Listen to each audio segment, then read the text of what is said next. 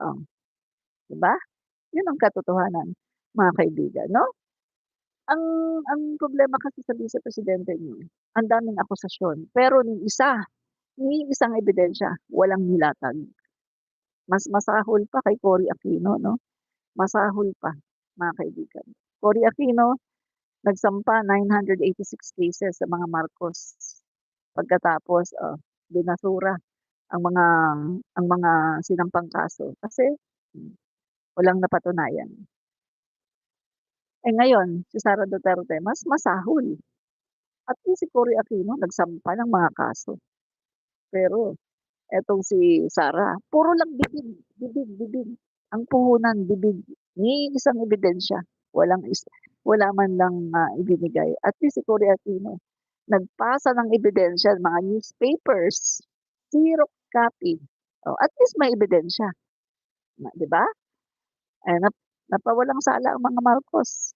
Oh, yung mga kayamanan ng mga Marcos isa-isa na binabalik sa kanila. Kasi nga hindi napatunayan na sila ay nagnakaw. Oo nga naman, bakit mo masasabing nagnakaw ang isang pangulo ng Pilipinas na 20 years sa kanyang serbisyo, ang kanyang, budget ay nasa 486 billion only. Wala pang kalahating bilyon, 'di ba? 20 years 'yan at ang daming napagawa. Oh, so paano mo nga naman sasabihing nagnakaw ng napakalaking halaga, eh, yun lang ang kanyang budget. Utak gamitin, 'di ba? Gamitin ang utak, 'yan, 'di ba? Okey, so tuloy na tayo mga kaibigan, tuloy na tayo sa ating, so payag ba kayo guys? Payag ba kayo dun na, ganun ang gawin?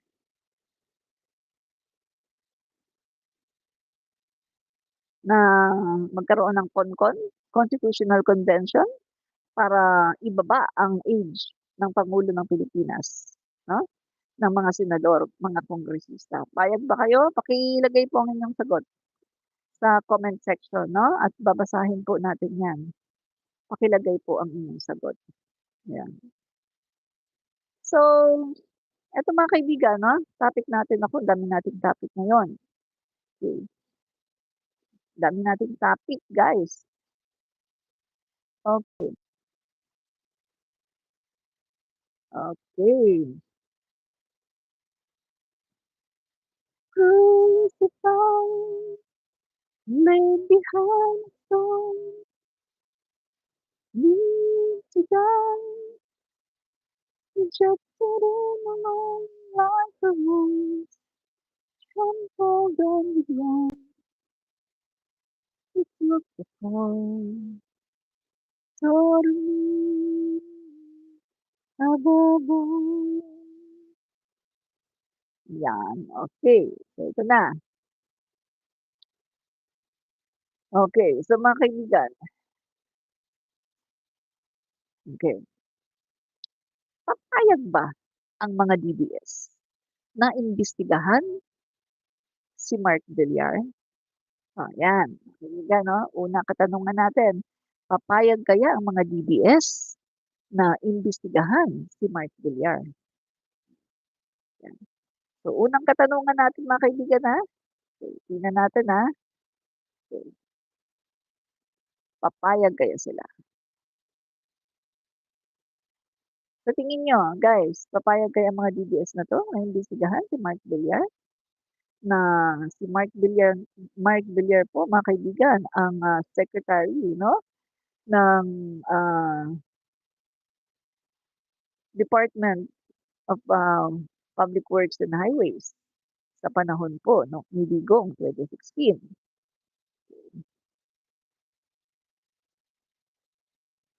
So,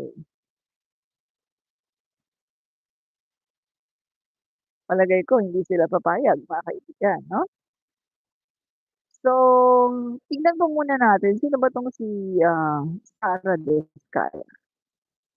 Si Sara Diskaya, okay, Filipino businesswoman, politician.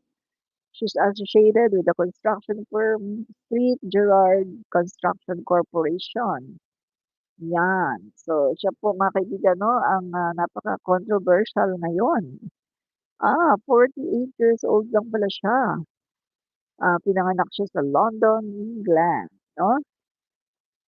Ah, 'Yun, okey, okey. Okey noong August 2024, Sara Diskaya joined the siya po pala ay nag-file 'no siya po pala ay tumakbo din 'no mga kaibigan 'no at, kinalaban po niya si Pasig City, Mayor Vico Sotto. Okey, okey 'no. So, controversial po.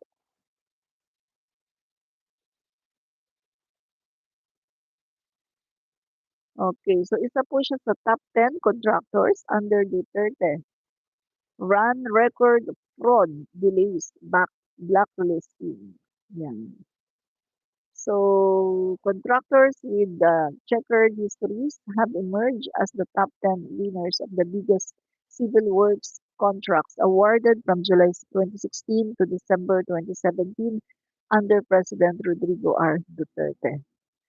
All the 10, however, are now facing investigation by the Department of Public Works and Highways, DPWH, for various reasons, according to DPWH Secretary Mark A. Villar. But while this contractor secured contracts with apparent speed, DPWH has been slowed to complete its investigation into their alleged irregular conduct or poor performance. Yan. So, yan. Kita niyo mga kaibigan nakakuha ito ng mga kontrata 'no, sa panahon po ni Duterte 'no, under, Rodrigo Duterte term na ang, secretary ay si Mark Villar. The Duterte era's top 10 contractors cornered for themselves contracts worth 68.5 billion or 14% of the 500.7 billion total projects with notices to proceed issued by the DPWH from July 2016 to December 2017. Yan, okay. So so guys, kita niyo, hmm, maiimbestigahan din ito kasi ang sabi po mga kaibigan 'no, ang pagkakaalam ko ay, sabi po ni Attorney Claire Castro, iimbestigahan 'yan 'no, 2022, 2025 uunahin. Pero siyempre sa imbestigasyon talagang bumababa 'yan mga kaibigan sa mga previous years. Hindi naman puwedeng iimbestiga ka 2025, 2022 hanggang 2025 tapos mag-i-stop ka dun. 'Pag may mga nakita kang mga pangalan na na mga, lumabas sa imbestigasyon, iimbestigahan mo 'yan, tapos lalabas na yun. Oh, mga ganitong taon pala sila nag-start, 2016. Hindi naman puwedeng lalaktawan mo 'yan, hindi naman puwedeng hindi mo, iimbestigahan dahil lang sa ayaw mong imbestigahan yung mga nakaraang administrasyon. Hindi gano'n, bias 'yun mga kaibigan. 'Yan ang tinatawag na bias. Kaya dito sa imbestigasyon ngayon na ginaganap 'no, sa administrasyon ng pangulo, ang sabi ni Attorney Claire Castro, walang titingnan dito na ano, na taon. Walang titingnan dito kung, 2025 o 2016 kahit 2010 pa 'yan mga kaibigan. Basta lahat ito iimbestigahan, yung pinakaugat at kahit na maapektuhan ang kahit na sinong administrasyon, iimbestigahan 'yan, 'no? Hindi puwedeng, 2022 to 2025 lang, hindi puwedeng gano'n. Kasi nga 'pag merong mga na-merge na mga pangalan at mga hindi mo, mga pangalan na nasabi, siyempre iti-trace mo 'yan, 'no? Iti-trace mo at do'n mo malalaman na, "Oh, matagal na pala 'to." 'Di ba? 'Yun po ang fair investigation, 'di ba? 'Yan. So, top Bulacan contractor under investigation for ghost projects, 'no? So, grabe, ang Bulacan mga kaibigan 'no? So, napakatagal na po ng Bulacan na ganito mga kaibigan 'no? Pero bakit parang wala yatang hindi naman ito napapansin 'no, ni Joel Villanueva na napakatagal na po niya sa Senado 'no? Bakit kaya? At naging kongresista pa siya dati, take note. 'Yan. So, ano 'yan, what's happening, 'no? What's going on, 'di ba mga kaibigan? So, Villar, Philippines modern landlords. 'Yan.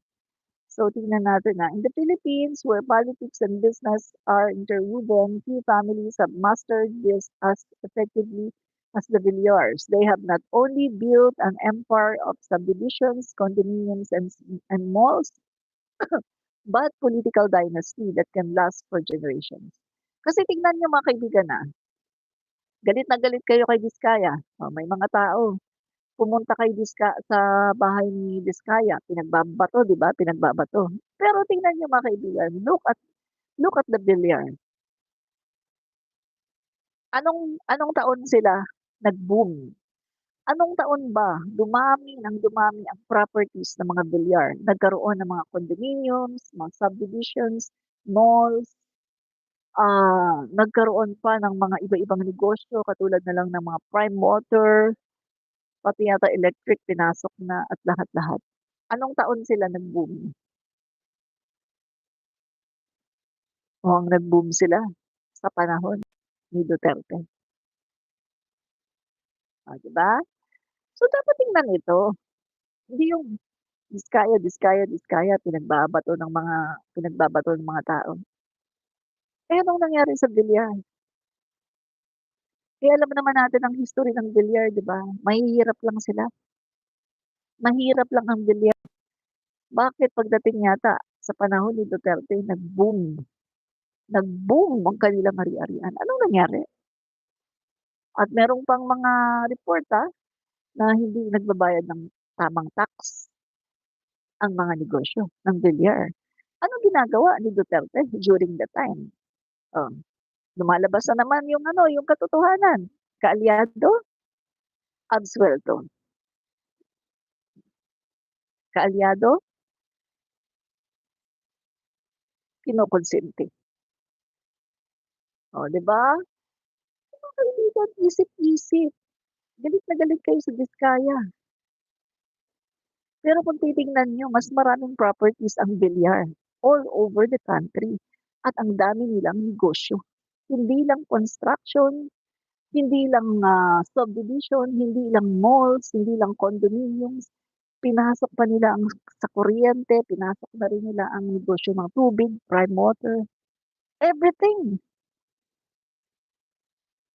Pero si Mark Villar, untouchable sa Senado, hindi iniimbestigahan.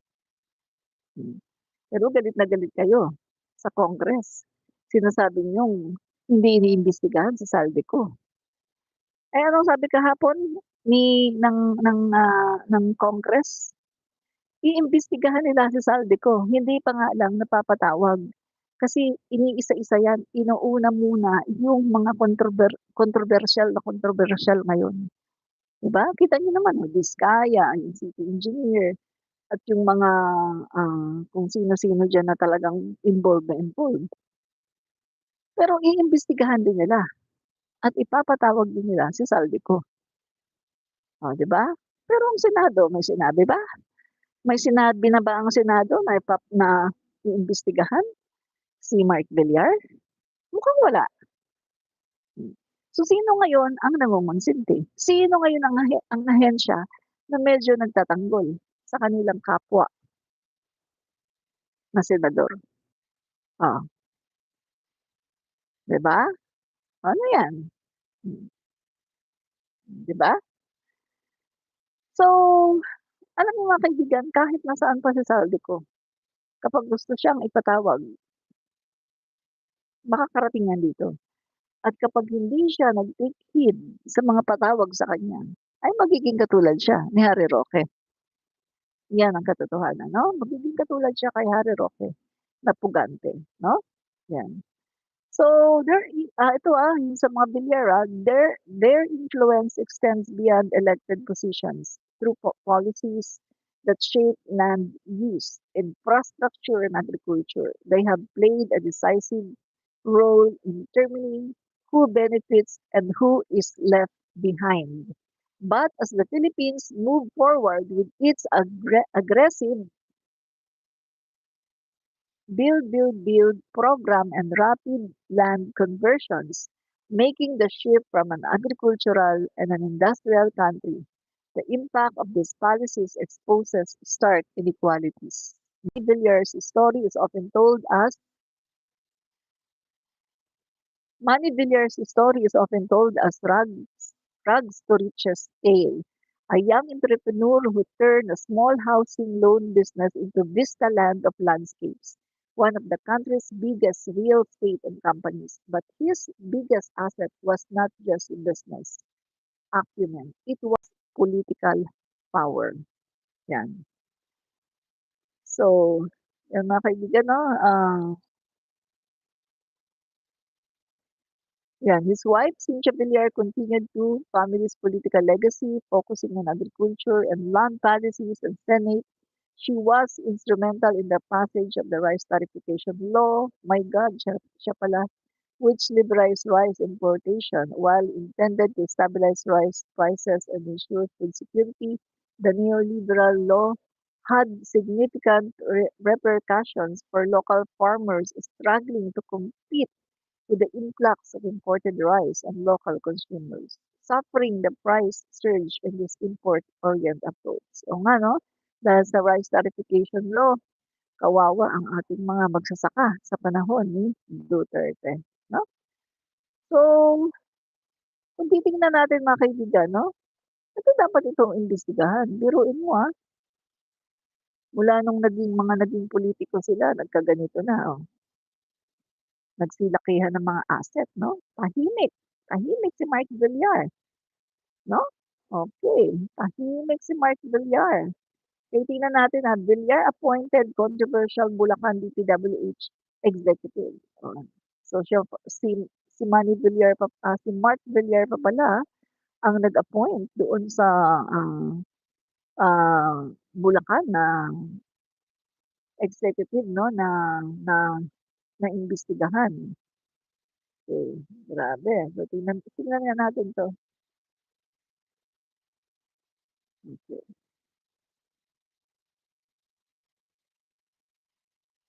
Wait.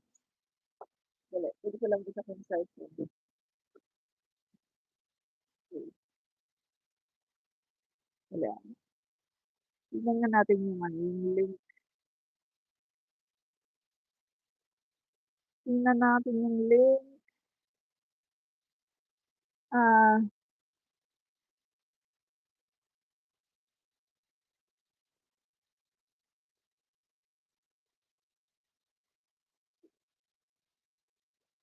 ah,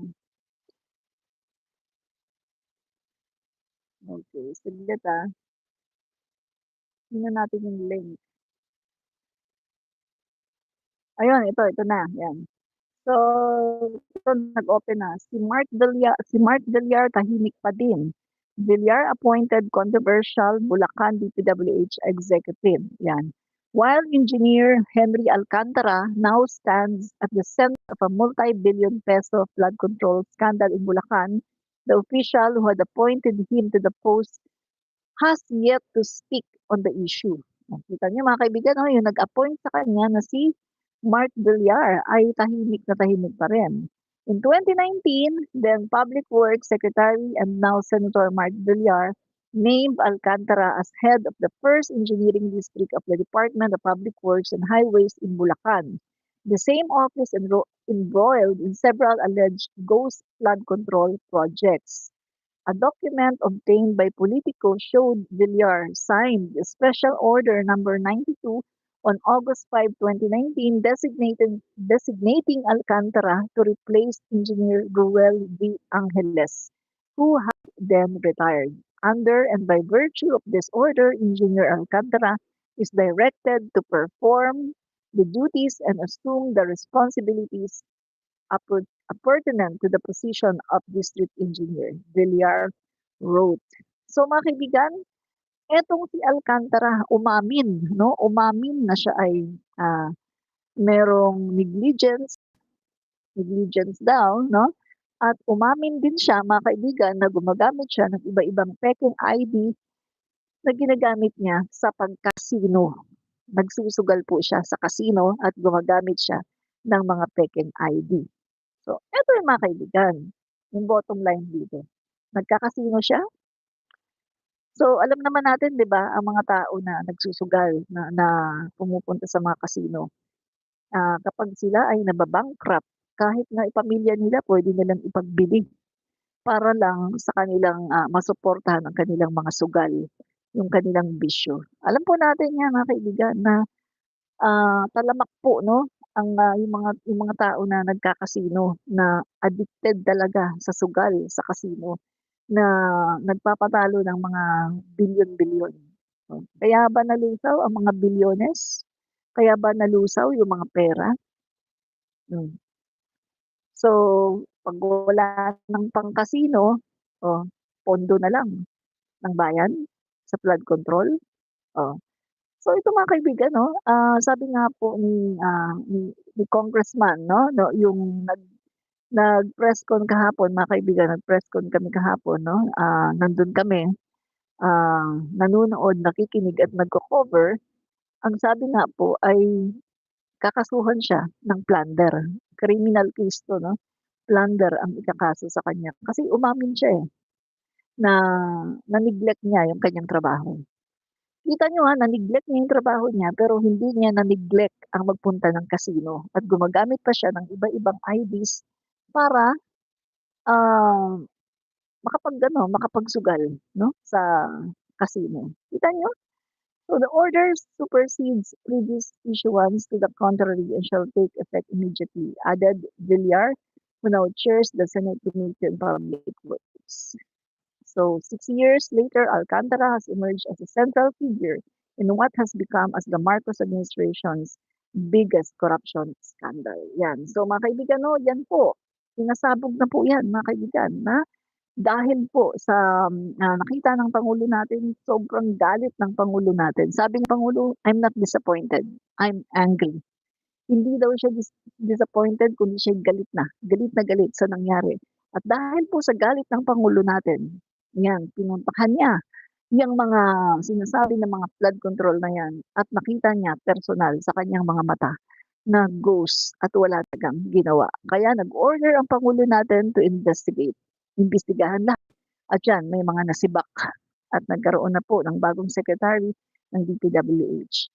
Si DOTR, secretary 'no, si, Vince Dizon, siya po ang tinalaga, the very energetic secretary na sana ay, ah, mabago niya itong, DPWH.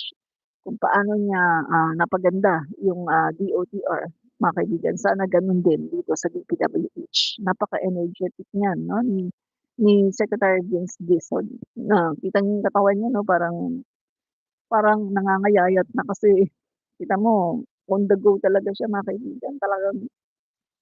Talagang ano siya, hands-on. Hindi siya yung secretary na umuupo lang 'no, sa kanyang opisina. Para siyang pangulo natin 'no, PBBM. Tignan niyo yung pangulo natin, ang ganda ng katawan 'no, ng bigat ng katawan, walang katiyan-tiyan at 67 years old. Kasi nga on the go yung pangulo natin. Hindi siya katulad yung mga nakaraang administrasyon na nandiyan lang magto-talk to the people pagkatapos magyayabang-yabang, magmumura, kunwari mumurahin naman, palakpakan naman yung mga DDS, hindi nila alam puro lang show, puro lang palabas, puro lang laway, pero wala namang naipakulong, 'di ba? Pero ang pangulo natin talagang pumupunta siya 'no, on the ground, tinitingnan niya, ini-inspeksyon niya lahat at talagang merong ginagawa, nagpapakulong 'no, nagtatanggal at nagsasampa ng kaso at later on magpapakulong. Yan ang aming Pangulong Bongbong Marcos, 'di ba? So, yan mga kaibigan 'no, ano pa, tingnan natin 'to, mm. Saang lugar? Yun lang po sa Bulacan, Your Honor. Sa Bulacan, but before that you were in, Nueva Ecija, tama po ba, sir? Assistant Police Engineer ay Nueva Ecija, I think. Anong taon po kayo nasa Bulacan, sir? Still record. 2019, Your Honor. 2019 up to the bago po kayo lumipat ng bagong assignment, tama Yes, Your Honor. So, 2019. 2019 up to 2025. Yes, Your Honor. Ah, ito po ba yung, do you recognize the special order? Ba yung special order designating na yung assignment po sa Bulacan? Pwede po pa-flat?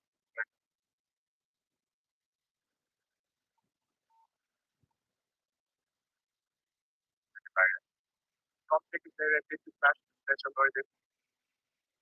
Yan yung special order, no? Ni, Tama po ba to, sir? is it Mark Villar? Special order na naka-Texas State. Yes, Your Honor po. So, you started in Bulacan during the previous administration po. Under the Secretary Mark Villar and under the previous administration. Yes, Your Honor. Ang presidente po rito for President Duterte. And kailan po kayo yung exact date na nalipat po kayo? June 16, 2025. Your Honor. Okay po. Thank you, sir. Maraming salamat po. Yan. Sir. Tingnan nyo. Sino ang ano? Mark Villar. At sino ang Pangulo? Duterte. Diba?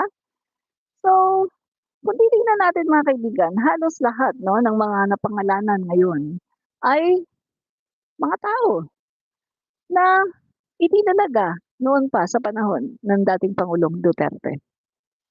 Guys, ito yung sinasabi ko matagal na no? Ito yung sinasabi ko talaga sa mga vlog ko matagal na.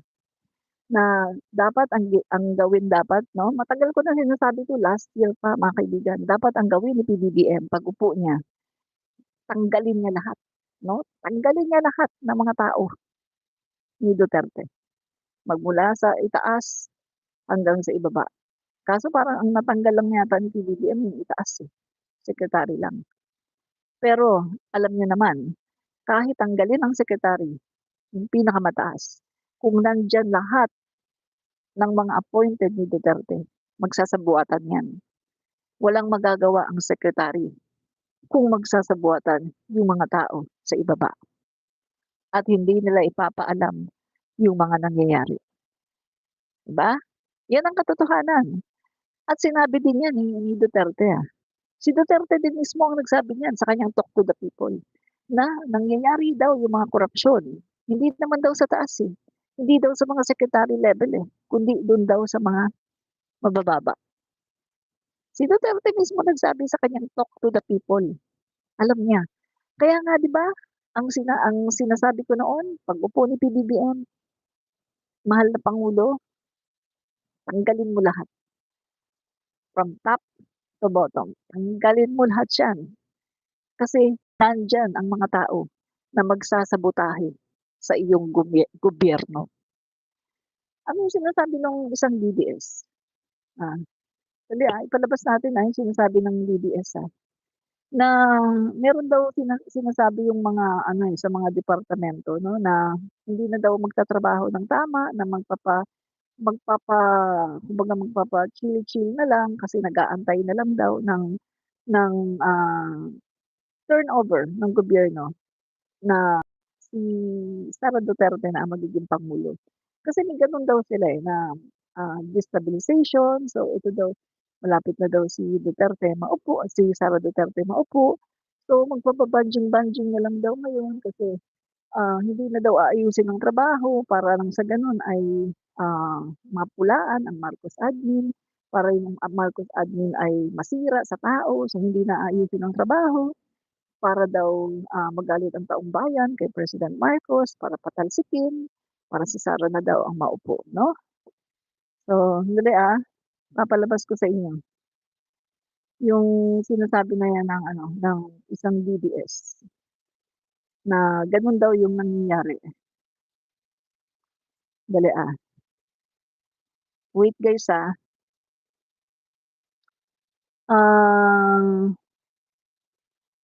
yun yung pinasabog ng isang DDS, guys, no? Dali, hanapin natin. Hanapin natin Hmm.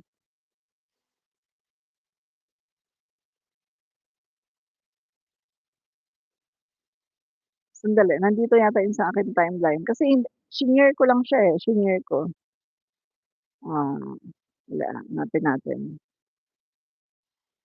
Hindi ko kasi dinownload at pinost, shinare ko lang yung kanyang post 'no, na yun po ang kanyang sinasabi, na may mga nagsasabi pa nga daw na dito nga sa mga iba-ibang department na hindi na kailangang magtrabaho, antayin na lang daw ang, Vice Presidente 'no na maging, pangulo. Kasi dahil nga sa ginagawa nilang distab, ang alam ng mga DDS ay mapapatalsik si PBBM 'no? Ayan, hanapin ko, shinare ko lang yun, yung sinasabi ng isang DDS na 'to, na dati ay, hardcore DDS ngayon ay galit na galit na sa mga Duterte. Hanapin natin, malapit na, malapit na, malapit na. Video yun guys, maiksi lang. Okey, malapit na. So itong, DDS na 'to mga kaibigan, sabi ko nga sa inyo grabe ito kung makapanira noon 'no kay PBBM at kay Elisa, grabe makapanira 'to guys 'no. Pero ngayon ay ano na siya 'no, talagang siya po ay sinasabi na niya yung mga nalalaman niya tungkol dito. Dali, ito ba yun? Ah, sandali,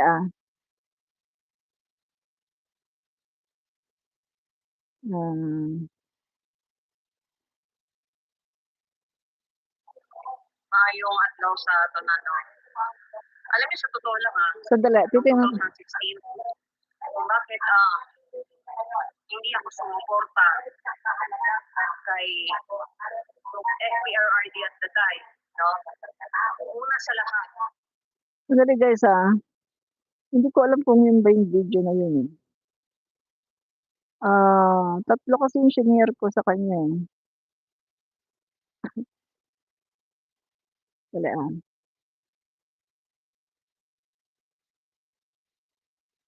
hindi ko alam kung yoon ba.